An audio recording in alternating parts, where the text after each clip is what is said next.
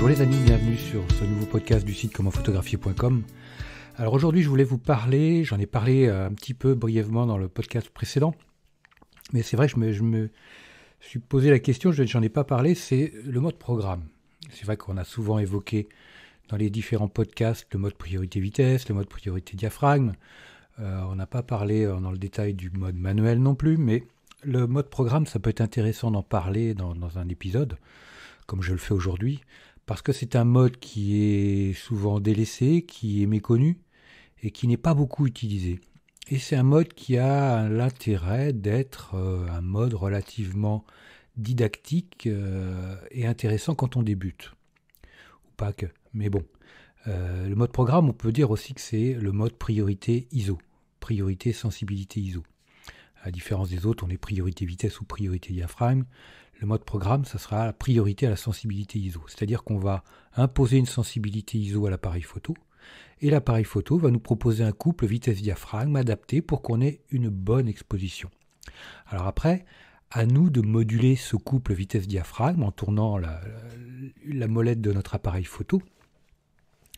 Au passage, n'importe laquelle, je pense, sur un appareil photo, n'importe quelle molette fera bouger le couple vitesse-diaphragme, il n'y a aucun souci. Donc c'est justement en modulant ce couple vitesse-diaphragme que l'on va pouvoir adapter nos réglages en fonction du type de prise de vue que l'on veut faire.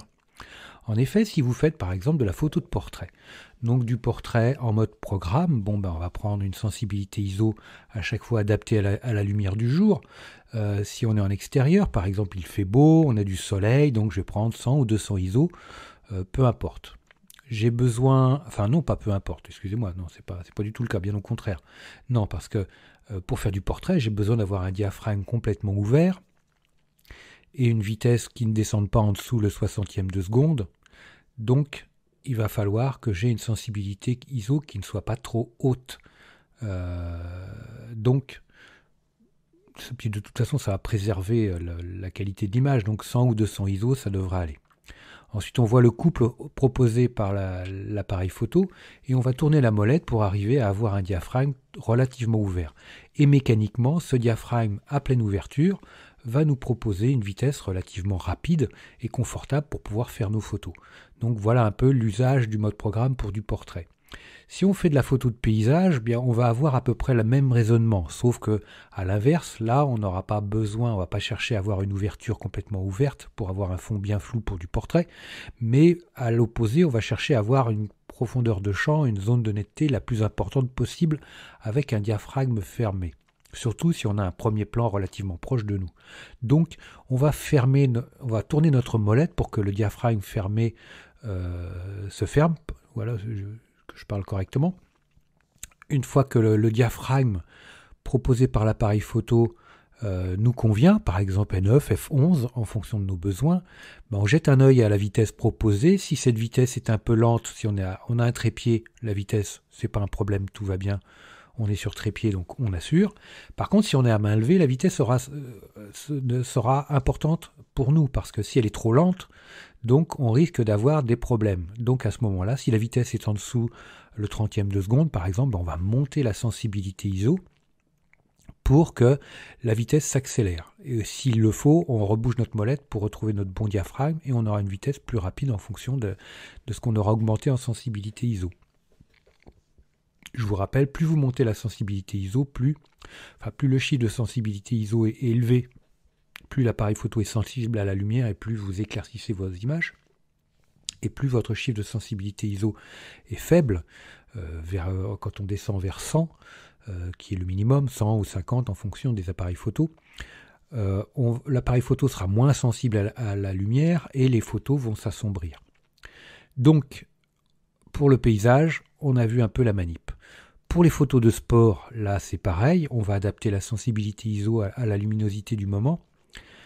Si on est dans une salle qui c'est pas très lumineux, qu'on va avoir besoin de vitesse rapide, donc il va monter 800, 1600, 3200, 6400 ISO en fonction des besoins. Si on a besoin de profondeur de champ, si on a besoin d'un diaphragme relativement fermé, F9, F8, plus une vitesse rapide, 500e ou 1000e, donc il va falloir monter sérieusement la sensibilité ISO.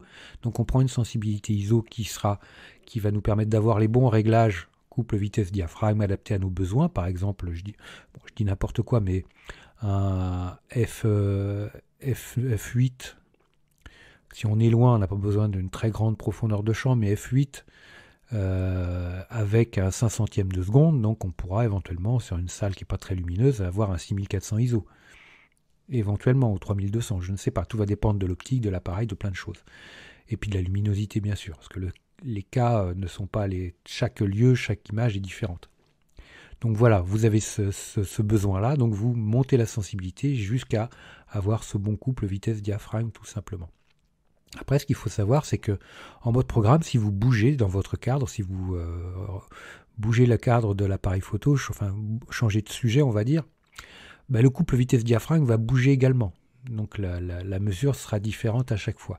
Donc, enfin bon, à vous de faire attention et de changer votre sensibilité ISO ou de tourner votre molette en fonction des besoins, si vous êtes dans une zone sombre, plus claire, en fonction du couple vitesse-diaphragme.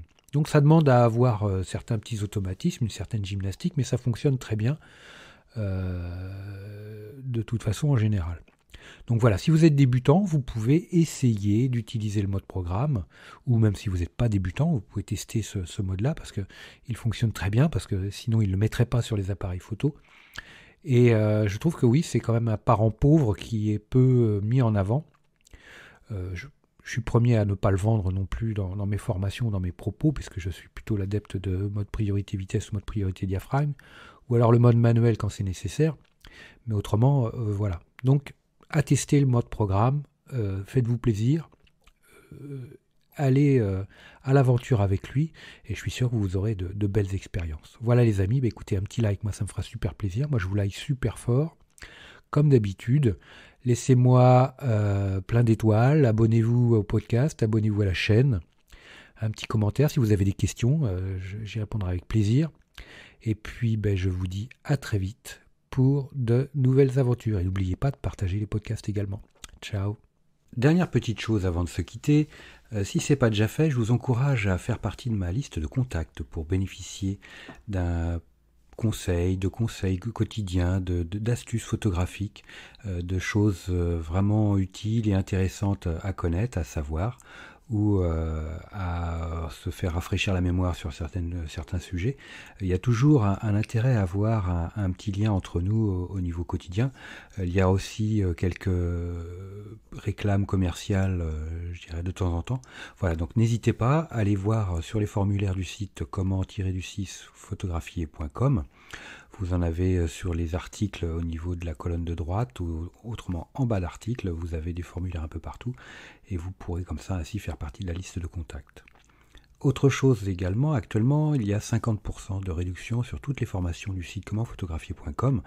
Donc vous allez sur le site commentphotographier.com et vous allez sur la page formation tout simplement, ou alors comment-photographier.com/formation photo. Mais allez sur le site, ça sera beaucoup plus simple. Donc vous avez 50% avec le code 5050 en chiffre arabe et vous pourrez bénéficier de toutes les formations à moitié prix. Vous avez une quarantaine de formations sur la photo de paysage, vous avez des formations sur le portrait, vous avez des formations sur les photos d'enfance, sur les photos flash, sur la photo culinaire, j'en passe des meilleurs les amis. Donc ne vous privez pas, c'est actuellement avec le code promo 50 50%. Voilà les amis, je vous dis à très vite pour de nouveaux podcasts. Ciao.